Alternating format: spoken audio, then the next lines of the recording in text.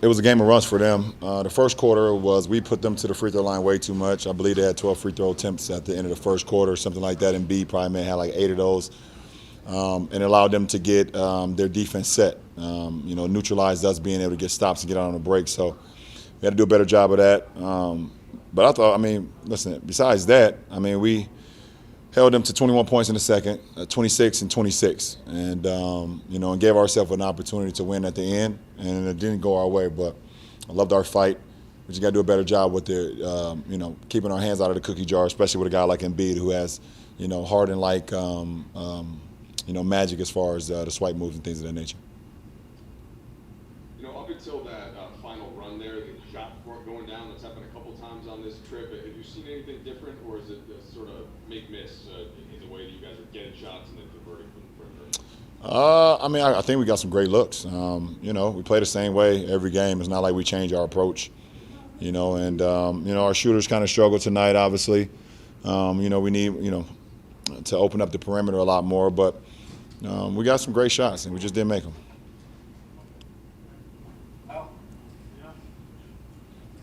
Hey, LeBron, that closing lineup you guys had tonight, a lot of teams, even dating back to last postseason, struggled with you and AD or with 3 other perimeter players. Do you feel like that lineup they had tonight is a little bit of a ace in the hole that you guys have to really match up well with anybody?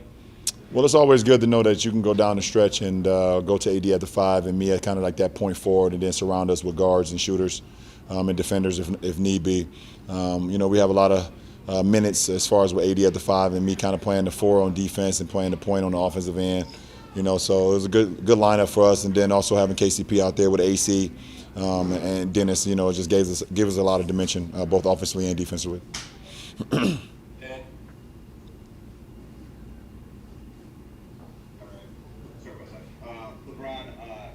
AD was under 20 points again tonight.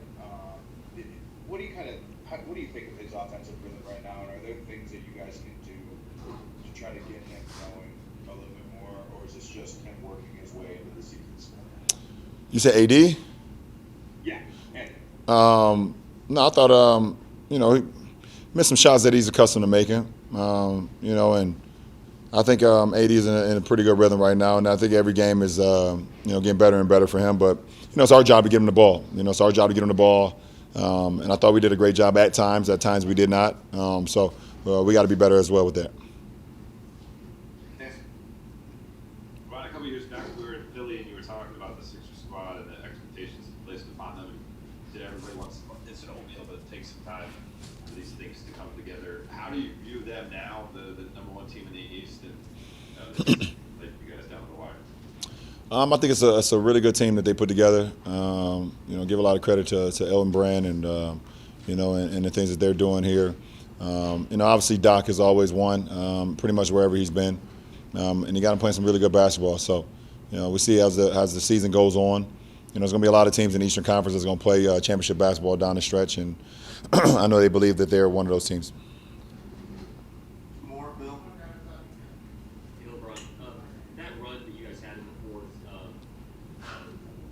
started with a couple of buckets from Alex, and then he has Steele in there also. I'm just wondering, how has his contributions maybe evolved, or what is different about the way he's contributing to this group this year, and just how much better is he getting?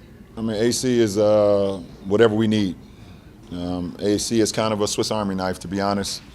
If you need scissors, or if you need a wine opener, if you need a fingernail clipper, if you need a knife, he's all of that in one. He can do it all. He just helps our ball club in so many different ways. He can bring the ball up, play the point. He can play off the ball. He's shooting, dead eye from the 3 this year, and he defends at a high level. And he doesn't make many mistakes. So, you always can live with that. You can live with a guy on the floor like that, and just plays championship basketball. So you make him open your wine for you? No, I open my own wine. I'm going to be honest. I would not let him open my wine, and that's no disrespect to him. But when it comes to my wine, I trust myself. Hey, LeBron, I was just wondering, how long you've been on the top. You've always had to adapt to a lot of things. I was just wondering how it is that you manage changing your game and just change in general. You have to change with the times, I guess. You have to continue to evolve. I mean, when I came into the league, it was literally a big man's league, pretty much. And I don't mean that it's not a big man's league. Now I mean like the 4s and 5s pretty much played in the paint. You had big guys, and there was a lot of posting up, and things of that nature. And you had some slick wings and things of that nature, but it was a big body, big man game. And as the league evolves, you have to be able to evolve with it if you want to keep up with the times. Or keep up with the Joneses, or keep up with the Jameses in my case. So. Just for me, never putting a cap on my ceiling. I just want to always continue to get better and do things out on the floor that's maybe hasn't been done in other people's careers, and continue to push the envelope and see how much juice I can squeeze out of the lemon. So that was pretty loud, but it's okay. So just always trying to put myself, like I said, in a position to be successful. I continue to work on my game, work on my mind, work on my body. And see what the cards is, how they be played. You play the hand that's dealt to you, and you just go from there.